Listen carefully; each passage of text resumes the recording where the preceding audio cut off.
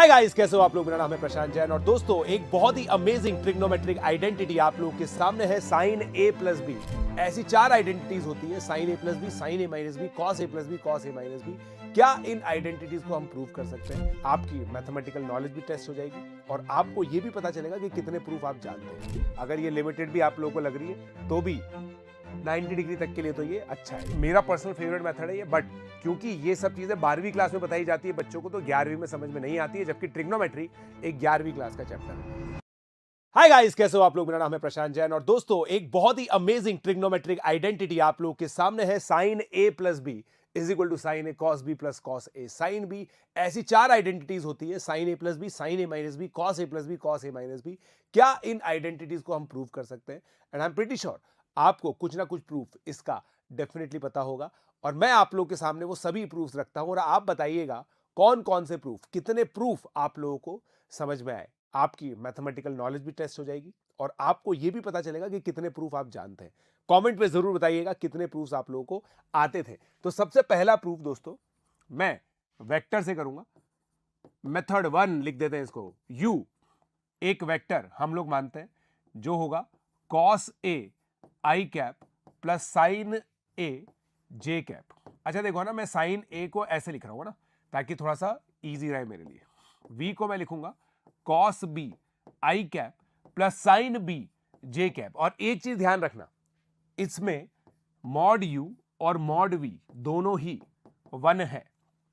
तो अब देखो u डॉट वी अगर मैं करूंगा तो कंपोनेंट बाय कंपोनेंट ऐड हो जाता है, कंपोनेंट बाय कंपोनेंट मल्टीप्लाई करके ऐड हो गए और ये वैल्यू दोस्तों आपकी आएगी मॉड यू मॉड वी और u और v के बीच में जो एंगल है। अब अगर मैं यहां पे एक बढ़िया सा यूनिट सर्कल बनाता हूं, ये a एंगल लेता हूं, ये पूरा एंगल b लेता हूं, तो ये मेरा cos a comma sign a है, ये मेरा cos b comma sign b है।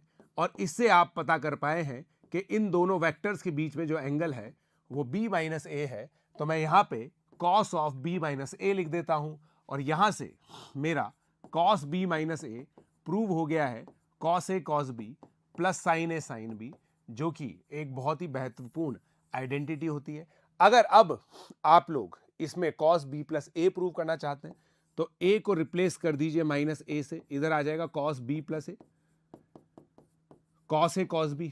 भाई a को माइनस a से रिप्लेस करने में यहां इसलिए असर नहीं हुआ क्योंकि cos of minus a cos a ही होता है और sine of minus a minus sine a होता है, तो यहां पे आपका इंपैक्ट चेंज हो जाएगा। अब आप देखिए, आपकी एक आइडेंटिटी प्रूव करने से दूसरी ऑटोमेटिकली प्रूव हो जाती है। तीसरी जो चीज है साइन वाली, उसको कैसे करेंगे? a को पाई बाय 2 माइनस ए से रिप्लेस कीजिए आप इसके अंदर, तो अब आप देखिए कितना हो गया, pi by 2 minus A plus B, right. तो अब देखिए sin cos of pi by 2 minus A sin A हो गया, cos B minus cos A sign B, और ये आप अगर ध्यान से देखेंगे तो sin of A minus B हो चुका है। तो साइन ए माइनस बी भी प्रूव कर दिया है आपने। तो अब मुझे एक चीज समझ में आ गई है कि यार मुझे केवल एक चीज प्रूव करनी है, बाकी तो मैं इस तरह के सब्स्टिट्यूशन से कर लूंगा। सारी आइडेंटिटीज एक ही बार में प्रूव हो जाती है। ये दोस्तों मेथड 1 है। मेथड 2 जो जनरली छोटे बच्चों को बताया जाता है ना, वो कौन सा मेथड है? मेथड 2। और आप बताइएगा आपका सबसे फेवरेट मेथड कौन सा है? मेथड 2 दोस्तों छोटे बच्चों को बताया इसलिए जाता है क्योंकि छोटे बच्चों की नजर में a प्लस बी कभी 90 डिग्री से बड़ा ही नहीं होता है। तो उसमें क्या करते हैं, ऐसे बता देते हैं कि भाई ये एक रेक्टेंगल है, ये एक 90 डिग्री एंगल है, ये a है, ये b है। अगर ये a प्लस बी है तो ये भी a प्लस बी होगा और इस लेंथ को 1 ले लिया जाता है। अगर ये 1 हो गया तो ये cos b हो गया, ये sin b हो गया। अगर ये cos b है तो ये भी 90 डिग्री है, तो ये cos a cos b हो गया और ये cos b sin a हो गया। ये 90 डिग्री है, ये 90 माइनस a है, तो ये a है। अगर ये a है sin b cos a हो गया, ये वाली value sin b sin a हो गई। ये अगर a प्लस बी है तो ये cos a प्लस बी हो गया और ये value sin a plus b हो गई।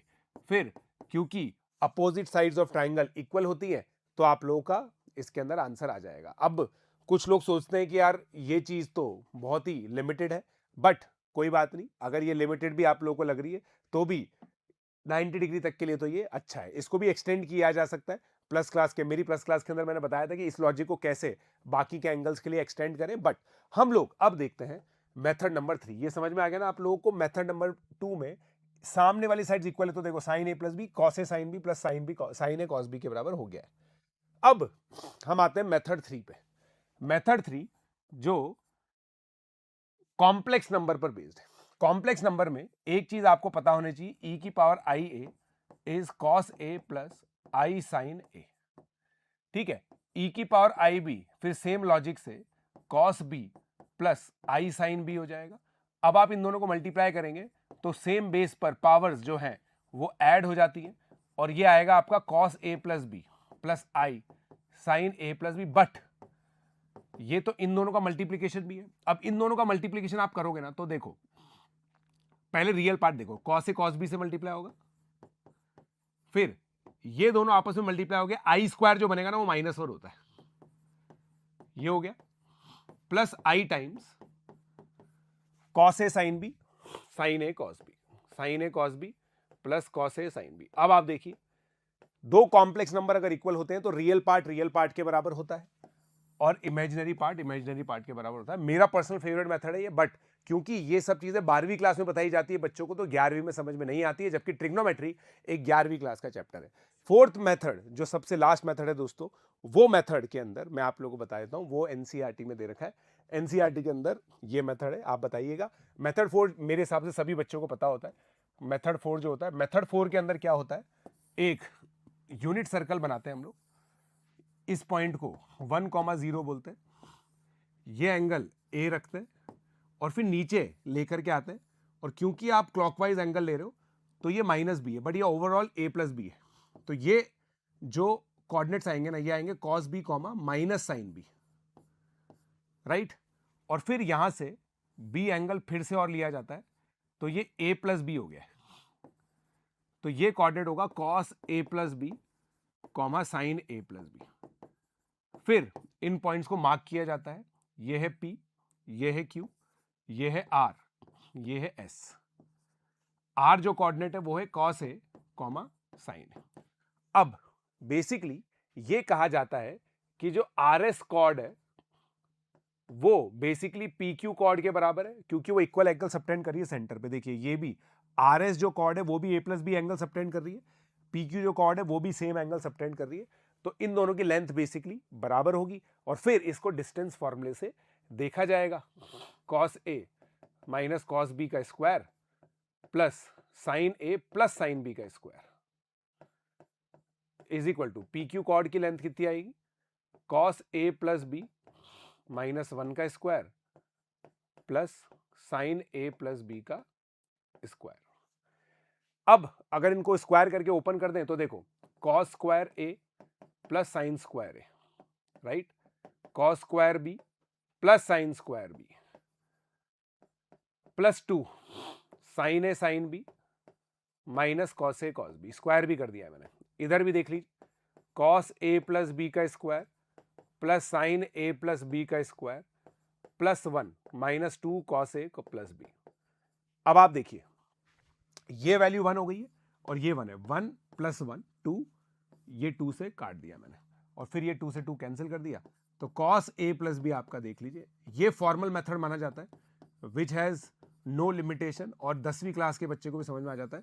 सो आप लोगों को कौन सा मेथड अच्छा लगा प्लीज बताइएगा, और अगर आप लोगों ने IUQM के फॉर्म्स भर दिए हैं तो डिस्क्रिप्शन में लिंक अवेलेबल है। अगर आप मुझसे पढ़े हैं, हमारी टीम से पढ़े हैं, तो प्लीज ये फॉर्म भर दीजिए, आपको 3 फ्री टेस्ट मिल जाएंगे।